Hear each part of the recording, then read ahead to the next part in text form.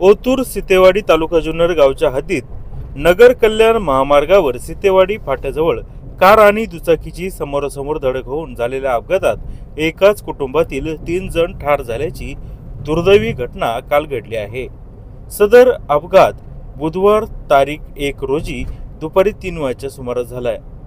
या अपघातामध्ये निलेश ज्ञानेश्वर कुटे वय वर्ष 40, जयश्री निलेश कुटे वय वर्ष 35 आणि सानवी निलेश कुटे वय वर्ष 14 तिघेही राहणार पिंपरी पेंढार तालुका जुन्नर असं ठार झालेल्या एकाच कुटुंबातील व्यक्तींची ही नावे आहेत।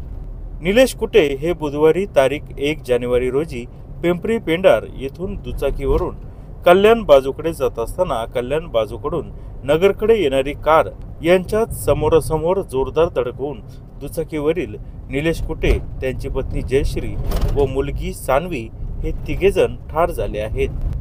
याबाबतचा अधिक तपास ओतूर पोलीस करत आहेत।